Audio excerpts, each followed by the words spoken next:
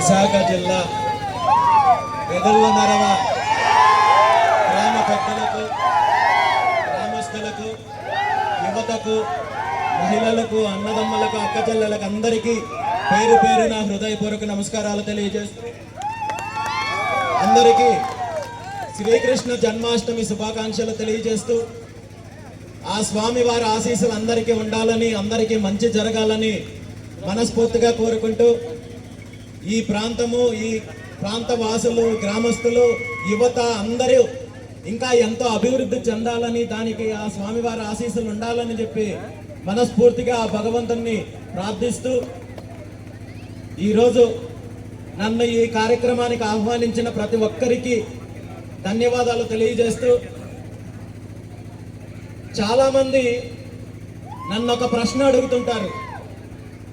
ఈరోజు రాష్ట్రంలో ఉన్న అరాచక శక్తులపైన, దోపిడీ శక్తులపైన ఎటువంటి బ్యాక్గ్రౌండ్ లేకుండా, ఎటువంటి అండదండలు లేకుండా ఈరోజు పోరాటం చేస్తున్నారంటే మీకున్న ధైర్యం ఏంటి? ఏ అండ చూసుకొని మీరు ఇలాంటి దుష్ట శక్తులతో పోరాటం చేస్తున్నారని నన్ను అడిగినప్పుడు నేను ఒక్కటే చెప్తున్నాను, ఈరోజు రాష్ట్రంలో కాదు దేశంలో ఎక్కడికి వెళ్ళినా నన్ను తన బిడ్డగా, తన కుటుంబ సభ్యుడిగా హక్కున చేర్చుకొని నన్ను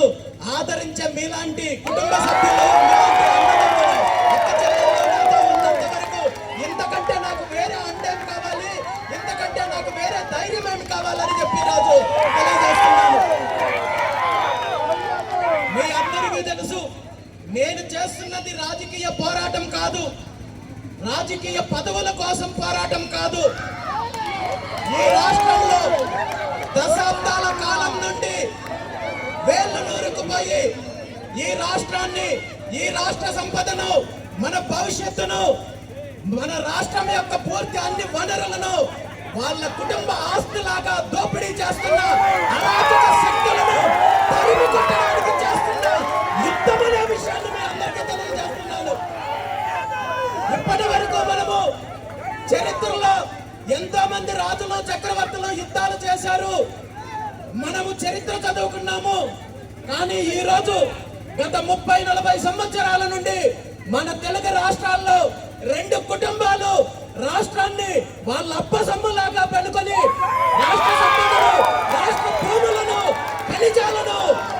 నదులను పూర్తి స్థాయిలో దోపిడీ చేస్తుంటే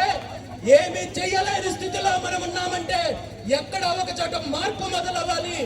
ఎక్కడ ఒక చోట తిరుగుబాటు మొదలవ్వాలి, ఎక్కడ ఒక చోట దీనికి అంతం పలకాలనే ఆలోచనతోటే భారత చైతన్య యువజన పార్టీ ఆవిర్భావం జరిగింది తప్ప ఇది కేవలం ఏదో ఒక చిన్న పదవి కోసమో మరొక ఆలోచనతో కాదు అనే విషయాన్ని ఈ రోజు మీ అందరికీ తెలియజేస్తూ, ఈ రోజు నేను మొదలుపెట్టిన పోరాటము ఖచ్చితంగా రాబోయే రోజుల్లో ఇది ఒక చరిత్ర అవుతుందని చెప్పి ఈ సందర్భంగా తెలియజేస్తూ, ఈ రాష్ట్రంలో 100-90% పైగా ఉన్న అణగారిన వర్గాలు ఏవైతే ఉన్నాయో వాళ్ళందరికీ కూడా రాజకీయంగా, సామాజికంగా, ఆర్థికంగా అన్ని రకాలుగా ముందుకు తీసుకొచ్చే బాధ్యత బీసీవై పార్టీ తీసుకుంటుందని చెప్పి ఈ సందర్భంగా తెలియజేస్తూ, ఈ రాష్ట్రంలో రాబోయే రోజులన్నీ మంచి రోజులు ఉంటాయి, మన రోజులు వస్తాయి, మన శకం మొదలవుతుంది. దానికి ఎలాంటి పోరాటం చేయడానికైనా నేను సిద్ధంగా ఉన్నాను. నాతో మీరందరూ కలిసి వస్తారని, నా ఈ పోరాటానికి మద్దతు ఇస్తారని చెప్పి ఈ సందర్భంగా తెలియజేస్తూ, ఈరోజు ముఖ్యంగా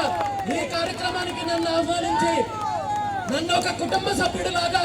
ఆదరించిన ప్రతి ఒక్కరికి మీ ప్రేమాభిమానాలను ఎప్పటికీ గుండెల్లో పెట్టుకుంటానని చెప్పి తెలియజేస్తూ,